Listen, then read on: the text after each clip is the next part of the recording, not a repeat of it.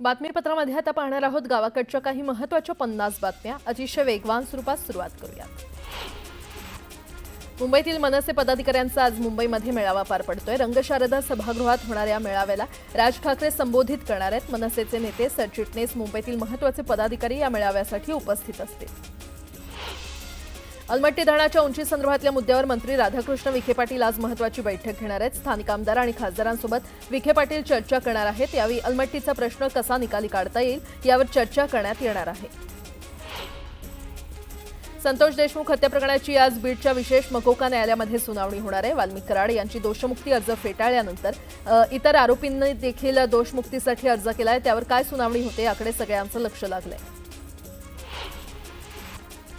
दिल्लीमध्ये एकाच दिवशी पंतप्रधान नरेंद्र मोदी आणि गृहमंत्री अमित शहा यांनी राष्ट्रपती द्रौपदी मुर्मू यांची भेट घेतल्यानं दिल्लीमध्ये राजकीय वर्तुळात चर्चेला उधाण आलंय। दिल्लीमध्ये सुरू असलेल्या हालचालींच्या पार्श्वभूमीवर आता केंद्र सरकार मोठा निर्णय घेण्याच्या तयारीत असल्याचं म्हटलं जातंय।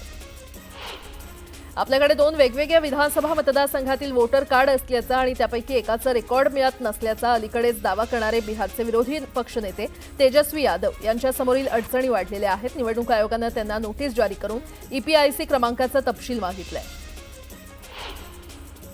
रविकांत तुपकर यांच्या क्रांतिकारी शेतकरी संघटनेला बुलढाणा जिल्ह्यात खिंडार पडले। शेतकरी संघटनेच्या पदाधिकाऱ्यांनी आणि कार्यकर्त्यांनी शिवसेना उबाठामध्ये प्रवेश केलेला आहे।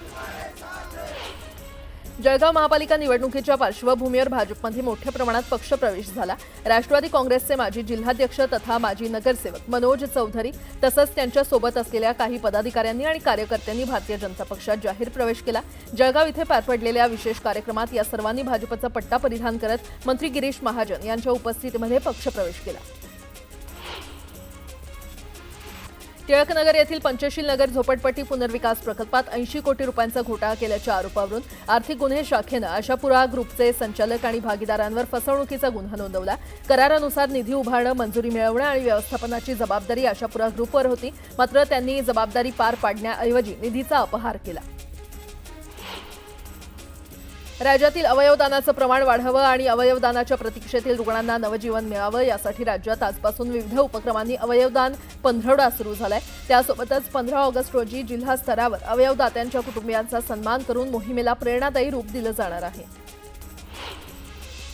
महाराष्ट्रात वाहनाचं प्रदूषण नियंत्रणाखाली असल्याच्या प्रमाणपत्राचं दर सुधारण्यासाठी परिवहन खात्यानं समिती स्थापन केली आहे। त्यामुळे आता पीयूसीसाठी आकारलं जाणारं दर आता बदलण्याची शक्यता आहे। या समितीमध्ये 3 अधिकाऱ्यांचा समावेश असून ते विविध राज्यांमधील पीयूसी दर, नियम आणि तपासणी प्रक्रियेचा अभ्यास करून महाराष्ट्रासाठी नव्यानं दर निश्चित केले जाणार आहेत। मध्य रेल्वेच्या मुंबई विभागानं यंदा एप्रिल ते जुलै दरम्यान 74 लाख टन मालवाहतूक करत 15 वर्षातील सर्वाधिक नोंद केलेली आहे। गेल्या वर्षी याच कालावधीमध्ये 73 लाख टन मालाची वाहतूक करण्यात आली होती आणि त्यामुळे गेल्या वर्षीच्या तुलनेत चालू आर्थिक वर्षात मालवाहतुकीमध्ये 1.5% वाढ नोंदवण्यात आली आहे। यामध्ये कोळसा, खत यासह जीवनावश्यक वस्तूंच्या वाहतुकीचा समावेश आहे। मुंबई अहमदाबाद या भारतातल्या पहिल्या बुलेट ट्रेन प्रकल्पाचं काम जलद गतीनं सुरू असून मुंबई ते अहमदाबाद प्रवास केवळ 2 तास 7 मिनिटात पूर्ण होणार असल्याची माहिती रेल्वे मंत्री अश्विनी वैष्णव यांनी दिली आहे।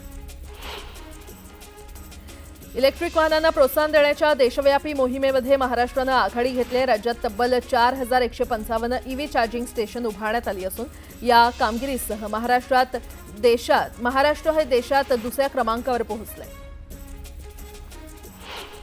केंद्रीय प्रदूषण नियंत्रण महामंडळ आणि सर्वोच्च न्यायालयानं पीओपीवर बंदी घातल्यामुळे पर्यावरण पूरक पीओपीची उत्पादन निर्मिती करता यावी यासाठी प्रदूषण महामंडळानं अभ्यासासाठी 8 जणांची समिती स्थापन केली आहे। राज्य सामायिक प्रवेश परीक्षा कक्षानं इंजिनिअरिंगच्या पहिल्या गुणवत्ता यादीमध्ये कॉलेजचं वाटप केलेल्या विद्यार्थ्यांना प्रवेशासाठी मुदतवाढ दिलेली आहे आणि त्यामुळे आता विद्यार्थ्यांना सोमवारी संध्याकाळी 5 वाजेपर्यंत कॉलेजमध्ये जाऊन प्रवेश घेता येईल। या फेरीमध्ये 1,44,776 विद्यार्थ्यांना जागांचं वाटप झालंय। कोकणात गणेशोत्सवाची चाहूल लागली असून त्यातच रत्नागिरीच्या राजाचं मोठ्या जल्लोषात आगमन झालं। मुंबईहून खास तयार केलेली रत्नागिरीच्या राजाची भव्य मूर्ती शहरात दाखल झाली। उत्साहपूर्ण वातावरणात बाप्पाचं स्वागत करण्यात आलं।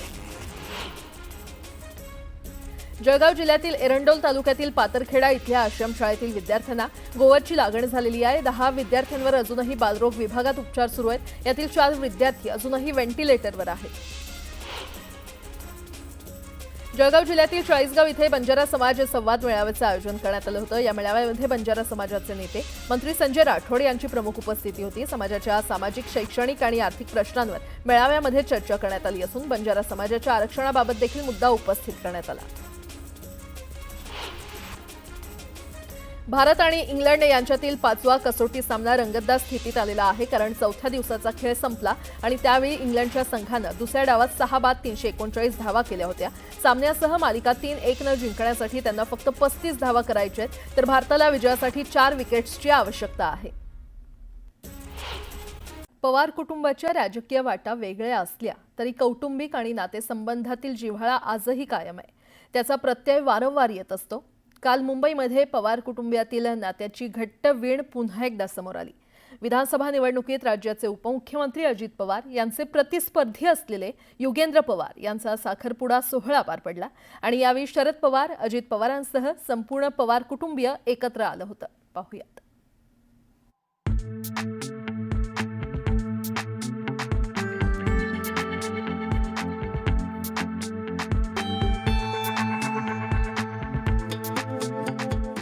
राज्यातले ज्येष्ठ नेते शरद पवार यांच्या कुटुंबात आणखी एक लग्नाचा बार उडणार आहे। उपमुख्यमंत्री अजित पवार यांचे पुतणे युगेंद्र पवार यांचा साखरपुडा संपन्न झाला।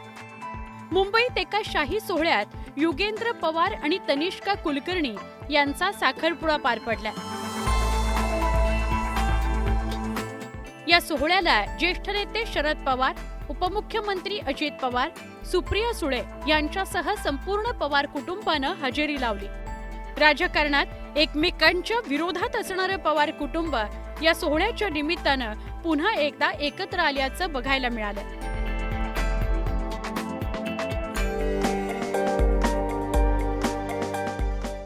काही दिवसांपूर्वी अजित पवार यांचे सुपुत्र जय पवार यांचाही मोठ्या थाटामाटात पुण्यात साखरपुडा झाला। त्या निमित्तानं ही संपूर्ण पवार कुटुंब एकत्र आलं होतं। यावेळी शरद पवारांचं स्वागत करण्याकरता स्वतः अजित पवार गेले होते। जय पवार यांचं लग्न ठरताच त्यांनी शरद पवार यांना भेटून आशीर्वादही घेतले होते आणि त्यावेळी शरद पवार यांच्या पत्नी प्रतिभाताई पवार, खासदार सुप्रिया सुळे आणि कुटुंबातील इतर सदस्य उपस्थित होते। याचे फोटो सुप्रिया सुळे यांनी सोशल मीडियावर शेअर केले होते। त्यानंतर आत्ताही युगेंद्र पवार यांच्या साखरपुड्याची माहिती देताना आत्या सुप्रिया सुळे यांनी सोशल मीडियावर फोटो शेअर केले होते। राष्ट्रवादी काँग्रेसमध्ये फूट पडल्यानंतर युगेंद्र पवार यांनी शरद पवार यांची साथ देत राजकारणात सक्रिय होण्याचा निर्णय घेतला होता। नुकत्याच झालेल्या विधानसभा निवडणुकीत त्यांनी काका अजित पवार यांच्या विरोधात शड्डू ठोकला होता। या निवडणुकीत अर्थातच अजित पवारांचा अनुभव कामी आला आणि युगेंद्र पवार यांचा पराभव झाला होता।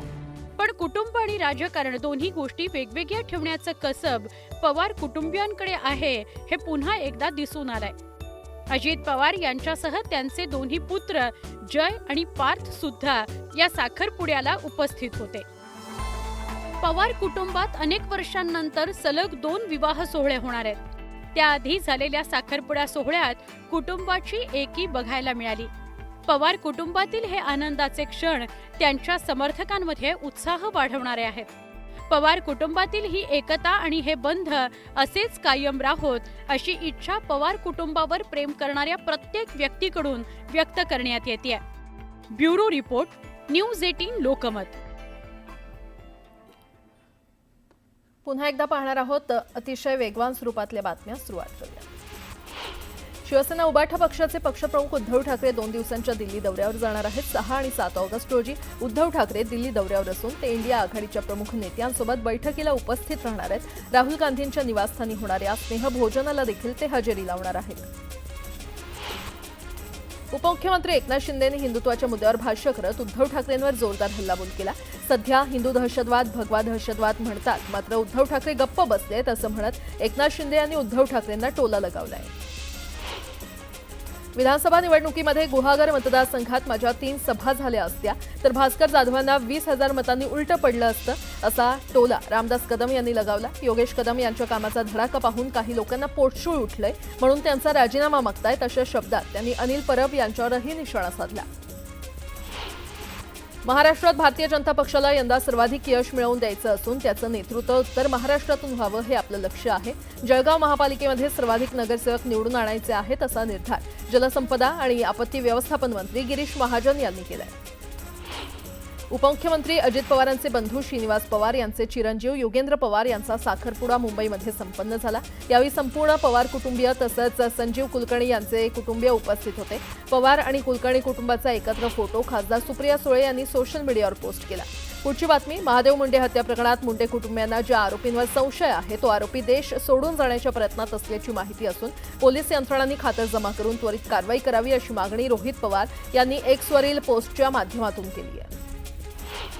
सोलापूर शहरात दुसऱ्या दिवशी देखील शिवसेनेच्या पदाधिकाऱ्यांचे राजीनामा सत्र सुरूच आहे. सोलापूर महानगरपालिका तसंच स्थानिक स्वराज्य निवडणुकीच्या पार्श्वभूमीवर शिवसेनेमध्ये बंडाळी सुरू आहे. आता शिवाजी सावंत यांच्या समर्थनार्थ युवा सेनेच्या 21 पदाधिकाऱ्यांनी राजीनामे दिले. मालेगाव बॉम्बस्फोट निकालानंतरही भगवा सनातन आतंकवाद शब्दप्रयोग म्हणजे फक्त राजकारण असल्याचं लक्ष्मण हाके यांनी म्हटलंय. हिंसाचार कमी होऊन शांतता प्रस्थापित व्हावी, राज्यात चांगला पाऊस पडावा यासाठी जैन समाजाच्या वतीनं 1.25 लाख जप करून देवाला साकडं घालण्यात आलं. मालेगावात पार पडलेल्या या कार्यक्रमाला मंत्री दादा भुसे उपस्थित होते. महादेव मुंडे हत्या प्रकरणातील एसआयटीचे प्रमुख आयपीएस पंकज कुमावत आणि त्यांच्या टीमनं बीड पोलीस अधीक्षक कार्यालयामध्ये जाऊन पोलीस अधीक्षक नवनीत कावत आणि स्थानिक गुन्हे शाखेच्या विशेष पथकाच्या प्रमुखांशी तपासासंदर्भात चर्चा केली. एसआयटीचे प्रमुख परळीमध्ये तळ ठोकून असणार आहेत. मनोज जरांगे पाटील बीड शहरातील हॉस्पिटलमध्ये एका रुग्णाला भेटायला गेले असता लिफ्टचा अपघात झाला. लिफ्ट पहिल्या मजल्यावरून थेट जमिनीवर आदळली. यामध्ये जरांगे पाटलांसह त्यांचे सहकारी थोडक्यात बचावलेत. बुलढाणा जिल्ह्यातील भोन गावात असलेल्या भूमिगत बुद्ध स्तूप परिसराला प्रतिबंधित क्षेत्र म्हणून घोषित करण्यात आलंय. पुरातत्व विभागाच्या उपसंचालकांनी भोन परिसराला भेट देत पुरातन स्मारकांच्या संरक्षणासाठी हा निर्णय घेतलाय. जुन्या पुणे मुंबई महामार्गावर अमृतांजन ब्रिजवर हुल्लडबाज तरुण स्टंटबाजी करताना दिसून आले. वाहतुकीच्या नियमांचं उल्लंघन करून वर्दळीच्या महामार्गावर धोकादायक स्टंट करणाऱ्यांवर कारवाईची मागणी होतीये. अनधिकृत बांधकामांवर कारवाई करण्यासाठी गेलेल्या अतिक्रमण विरोधी पथकासमोर 3 वर्षाच्या मुलाला इमारतीवरून खाली फेकण्याची धमकी देत शिवीगाळ करण्यात आली. या प्रकरणी दोघांवर गुन्हा दाखल करण्यात आलाय. पिंपरी चिंचवड महापालिकेकडून कारवाई सुरू असताना ही घटना घडली. पंढरपूर शहरातील मुख्य रस्त्यावरील रेल्वे अंडरपास दुरुस्तीसाठी 20 दिवस बंद राहणार आहे. पंढरपूर रेल्वे प्रशासनानं हा निर्णय घेतलाय. त्यामुळे आता वाहतूक सरगम चौक आणि टाकळी रोड अंडरपासकडे वळवण्यात आली आहे. मुख्याध्यापकांना शाळेत उशिरा आल्यामुळे जाब विचारणाऱ्या पालकांनाच मुख्याध्यापकांनं शिवीगाळ केली. अमरावती जिल्ह्यातील कणी मिर्झापूर जिल्हा परिषद शाळेचे मुख्याध्यापक प्रकाश गुल्हाने यांनी पालकांना शिवीगाळ करत दमदाटी केली. जळगावच्या पारोळ्यात लंपी आजारानं थैमान घातलंय. लंपीचा संभाव्य धोका टाळण्यासाठी कृषी उत्पन्न बाजार समितीनं दर रविवारी भरवला जाणारा जनावरांचा बाजार बंद ठेवलाय. त्यामुळे बाजार समितीचे 50,000चं उत्पन्न बुडालंय. सह्याद्री व्याघ्र प्रकल्पात वाघांच्या संख्येत वाढ झाली आहे. महाराष्ट्रात 14 तर संपूर्ण भ्रमण मार्गात 32 वाघ असल्याची माहिती समोर आली आहे. डोंबिवलीतील कासा रिओ आणि कासा गोल्ड कोऑपरेटिव्ह हाऊसिंग सोसायटीच्या निवडणुकीवर सोसायटीमधील सदस्य आणि रहिवाशांनी आक्षेप घेतला. निवडणुकीची संपूर्ण प्रक्रिया अपारदर्शकपणे पार पडली. उपनिबंधकाकडे आक्षेप नोंदवून देखील दुर्लक्ष करण्यात आल्याचा आरोप रहिवाशांनी केलाय.